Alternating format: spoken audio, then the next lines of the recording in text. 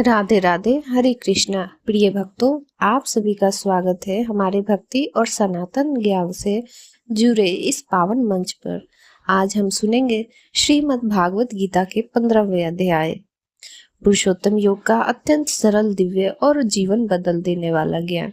महाभारत के युद्ध भूमि कुरुक्षेत्र में जब अर्जुन मोह और दुख से घिर गए, तब भगवान श्री कृष्ण ने उन्हें जीवन का वह सत्य बताया जो केवल अर्जुन के लिए नहीं बल्कि संपूर्ण मानव जाति के कल्याण के लिए है। इस अध्याय में भगवान श्री कृष्ण संसार, आत्मा, परमात्मा और मनुष्य के वास्तविक उद्देश्य का गहरा रहस्य बताते हैं।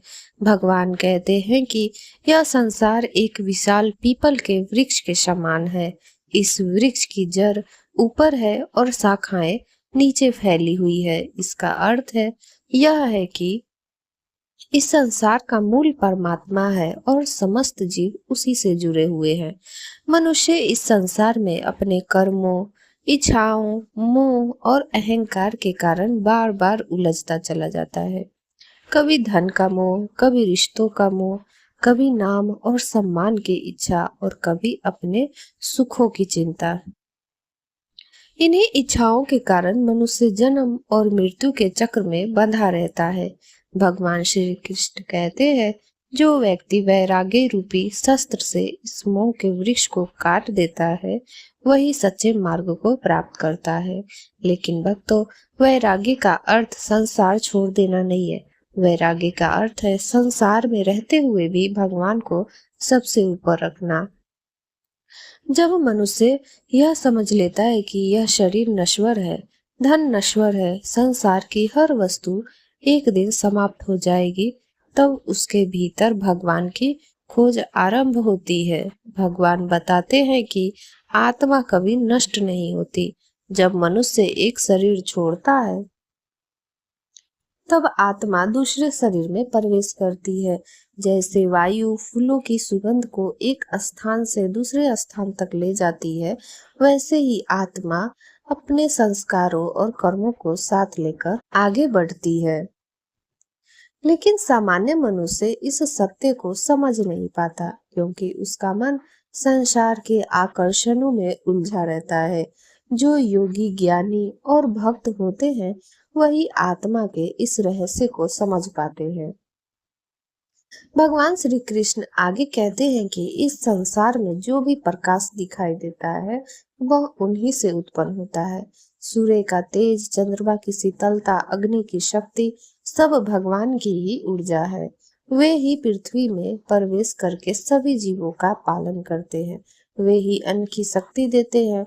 वे ही प्रत्येक प्राणी के शरीर में पाचन शक्ति बनाकर विराजमान रहते हैं। भगवान कहते हैं, मैं हर जीव के हृदय में स्थित हूँ। मनुष्य को जो स्मरण शक्ति मिलती है, जो बुद्धि मिलती है, जो ज्ञान प्राप्त होता है, वह सब मेरी कृपा से ही संभव है। भक्तों, जब यह बात मनुष्य के हृदय में उतर जाती है, तब उसका अहंकार समाप्त होने लगता है।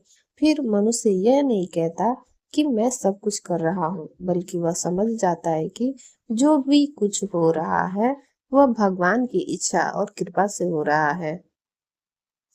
भगवान इस अध्याय में दो प्रकार के पुरुषों का वर्णन करते हैं। पहला क्षर पुरुष अर्थात नश्वर जीव, दूसरा अक्षर पुरुष अर्थात अविनाशी आत्मा। लेकिन इन दोनों से भी श्रेष्ठ है स्वयं भगवान पुरुषोत्तम। वे संपूर्ण सृष्टि के स्वामी है, सबके पालन करता है। वे ही परम सत्य है। जो मनुष्य भगवान को पुरुषोत्तम रूप में जान लेता है और सच्चे मन से उनकी भक्ति करता है, वह जीवन के वास्तविक उद्देश्य को प्राप्त कर लेता है। आज संसार का मनुष्य बाहर सुख खोज रहा है। कोई धन में सुख ढूंढ रहा है, कोई प्रसिद्धि में, कोई भौतिक वस्तुओं में। लेकिन भगवान श्री कृष्ण बताते हैं कि वास्तविक शांति केवल भगवान से जुड़ने में है। जब मन भगवान के चरणों में लग जाता है, तब भय समाप्त होने लगता है, क्रोध शांत होने लगता है, लोभ कम होने लगता है और जीवन में संतोष आने लगता है। भक्तों, यह संसार हमेशा बदलता रहेगा।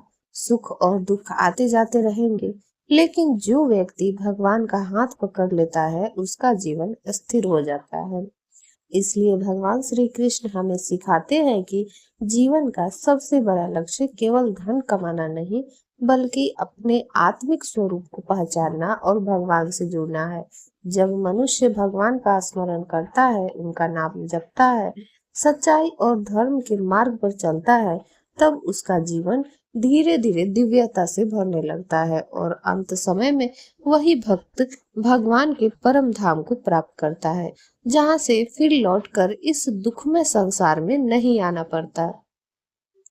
तो आइए भक्तों, आज हम भी भगवान श्री कृष्ण के इस दिव्य संदेश को अपने जीवन में अपनाने का संकल्प ले। मोह से ऊपर उठे, अहंकार को त्यागे, भक्ति को अपनाए और अपने जीवन को भगवान के चरणों में समर्पित करें। हरे कृष्णा, राधे राधे, जय श्री कृष्णा।